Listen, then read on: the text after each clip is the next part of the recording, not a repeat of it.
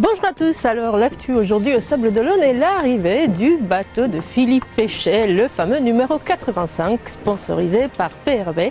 Alors sous le soleil, il arrive de La Rochelle pour une journée au Sables d'Olonna. Et puis l'autre actu, c'est qu'aujourd'hui nous avons à quai non seulement le bateau de Jean-Luc Vendée que vous connaissez tous, mais 3 bateaux étrangers. Celui de Kevin Farebrother qui vient d'Australie, le numéro 13, Sagarmatha. Celui de Yuku qui vient d'Estonie, Onendal. Yuku n'est pas là aujourd'hui, mais nous verrons Kevin tout à l'heure. Et puis le fameux 85, on va aller dire bonjour à Philippe d'abord qui vient juste d'arriver, on se retrouve tout de suite après. Merci. Quel accueil.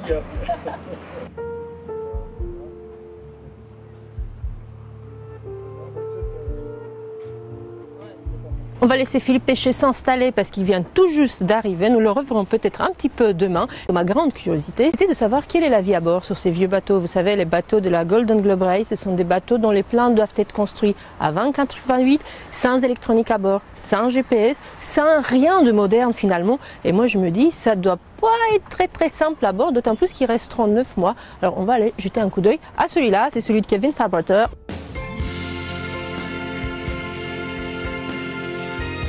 Can you have a look on your boat inside, the life inside? Sure, no problem. Come and have a look. Come inside. Simple life. Prayer wheel. What is? For good luck. It's a Nepalese prayer wheel from the Himalayas. Every spin gets rid of a sin. Here's my big cooker. Simple meth stove. That's what we'll be cooking. We'll be using to heat on a gimbal so that it swings with the movement of the boat. I'm going to have a mixture of I'm going to move dried food and tinned food. Tinned food I think you can eat. If the cooker breaks, I can still eat tinned food. If I have no means of heating food up, I can still eat the food. Freeze-dried food needs a lot of water and we're not going to have huge amounts of water, so we have to be careful. But in some rough conditions, I probably won't be able to use the cooker too much, so we'll have to find quick and easy food to eat when it's really rough. And also tin food is very heavy, so it makes the boat become a bit slower. This particular boat, the water runs down the sails and it comes along the boom and out the end, so the first bit is quite salty if you've had seawater on the sails, but then after it'll probably just be a simple method of a bucket just at the end, and it'll be quite easy to catch and fill, I think. As this is a HF radio, it's not as common now as it used to be, but it's has a lot of distance on it. You can reach other people quite a long way away. It's a good method. It's probably one of the best methods we've got on board. This is a normal VHF radio, but the coverage is only maybe 25 miles, something like that, so that's handy for local waters around here. We'll have an emergency grab bag that will have EPIRBs in, it'll have spare radios, it'll have all sorts of safety. Although the race is being recreated from 1968, we have modern safety gear.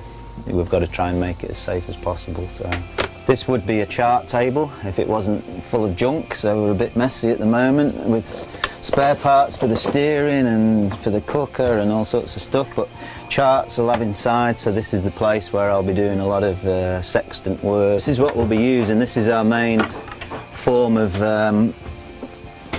finding our position in this race, and it's very old-fashioned, but people still use them today.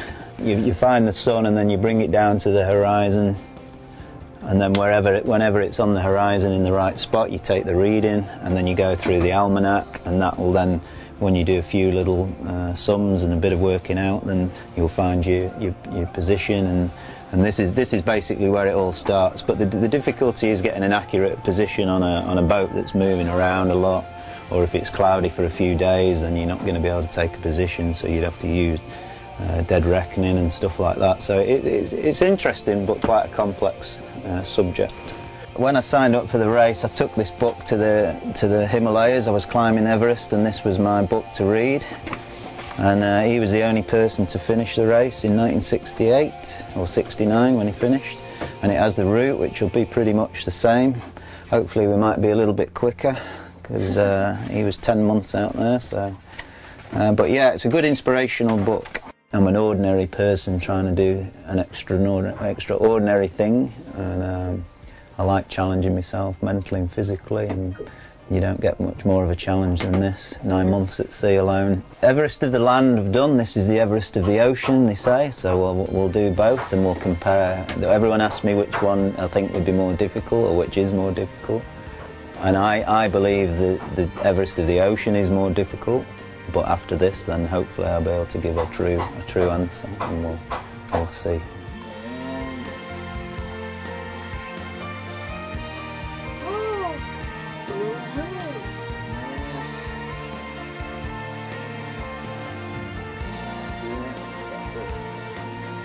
Je suis très impressionnée par ce qu'ils vont faire, non seulement parce que le challenge est extrême, parce que la course est très difficile, parce que les bateaux sont des vieux bateaux. Ce qui me semble moi le plus difficile, c'est d'être seul sur un bateau comme ça, au milieu de nulle part, seul avec soi-même pendant 10 longs mois de mer et de solitude. C'est pour ça que j'aime le Golden Globe, c'est pour ça que je vous en reparlerai, qu'on reviendra les voir en mer, que je vous donnerai, j'espère, de temps en temps des nouvelles des pontons. Et j'espère que vous comme moi, comme nous ici au Sables d'Olonne, ça vous fera rêver un peu, ça vous fera vibrer, parce qu'au fond, ce qu'il nous a dit Kevin Farebrother tout à l'heure, c'est que c'est une personne ordinaire qui essaye de faire des choses extraordinaires pour nous prouver que nous aussi, on est capable de faire plein de choses.